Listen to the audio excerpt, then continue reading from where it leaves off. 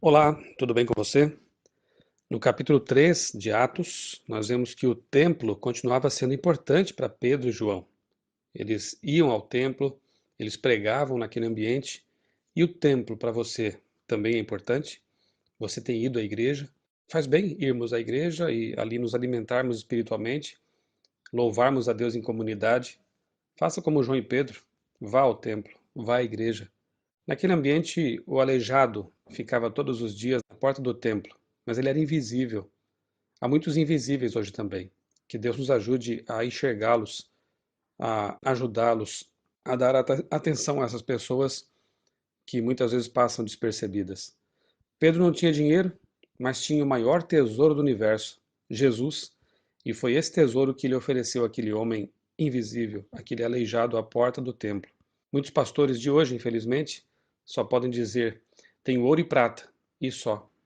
Que Deus nos faça de nós realmente pessoas misericordiosas, pessoas bondosas, que muitas vezes não tendo ouro e prata, não tendo dinheiro, possamos oferecer talvez um abraço, uma atenção e principalmente oferecer Jesus, a salvação a essas pessoas.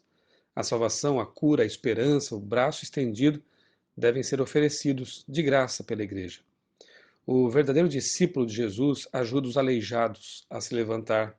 Não importa que tipo de aleijado, não importa que tipo de desvalido, nós temos que ajudar as pessoas a se levantar. Devemos entrar no templo com alegria e gratidão, pois também somos aleijados, curados. Verso 11: milagres não são um fim em si mesmos, devem atrair pessoas para Jesus. Veja que aquele homem foi atraído para Jesus, para a mensagem de salvação, porque um milagre de cura, ele tem tempo de validade, e mais tarde a pessoa vai ficar doente de novo e finalmente vai falecer.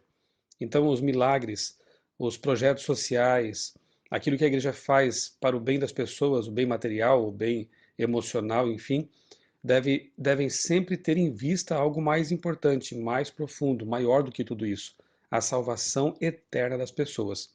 Então, todos esses trabalhos que a igreja realiza, eles devem ter em vista esse propósito, esse alvo. Pedro chama a atenção para Jesus, o verdadeiro autor do milagre.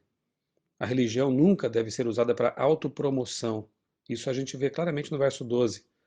Verso 15. Pedro faz um discurso importante, inspirado ali no templo. Ele diz: vocês mataram o autor da vida. Pedro não passa a mão na cabeça dos pecadores. Ele quer que eles reconheçam o seu pecado. Dos versos 12 a 26, o verdadeiro sermão deve incomodar os pecadores e oferecer-lhes perdão. Pedro aqui prega um breve sermão, mas um sermão perfeitamente inspirado, aquele que realmente leva o pecador a pensar em sua situação desesperadora, aquele que leva o pecador a se incomodar com sua situação, mas ao mesmo tempo oferece o perdão do pecado, a solução do problema. Se não fosse assim, seria mero discurso ou palestra. Verso 17, Pedro demonstra misericórdia. Eu sei que vocês agiram por ignorância, diz ele. Arrependam-se, pois, e voltem-se para Deus, para que os seus pecados sejam cancelados. Esse é o caminho. No verso 19, Pedro então oferece a solução para a situação deles. Sim, vocês mataram ou foram coniventes com a morte do Messias, do autor da vida, mas ele pode perdoar vocês. Arrependam-se, voltem-se para Deus e os seus pecados serão cancelados. Graças a Deus por essa esperança. Não importa o tipo de pecado que você tenha cometido, não importa quem você tenha sido no passado, você tem esperança. E Pedro, aqui, inspirado por Deus, assegura isso. Se você se arrepender e se voltar para Deus arrependido, você terá o perdão dos seus pecados, não importa quais tenham sido. Os arrependidos que recebem perdão encontram descanso no Senhor. Isso está no verso 20. Não há nada melhor do que ser perdoado, ter a vida limpa pelo sangue de Cristo. Isso traz paz de espírito, isso traz paz mental e, como diz aqui o texto, descanso, refrigério no Senhor. Já pediu perdão hoje? Verso 21, é necessário que Jesus permaneça no céu, intercedendo por nós, até que ele volte para nos buscar. Versos 24 a 26, Pedro interliga o cristianismo ao judaísmo, que na verdade são uma religião apenas. O cristianismo era uma continuação do judaísmo.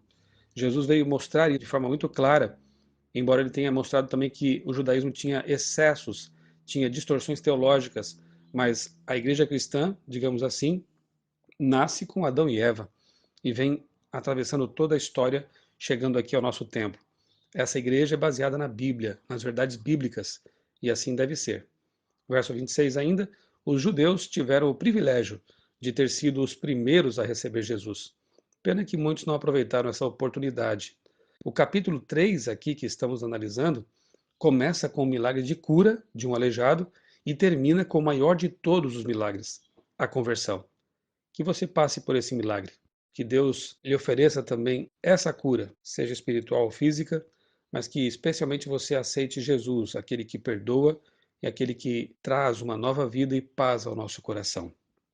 Eu sou o pastor Michelson Borges, desejo a você um dia muito abençoado na presença desse Jesus que cura.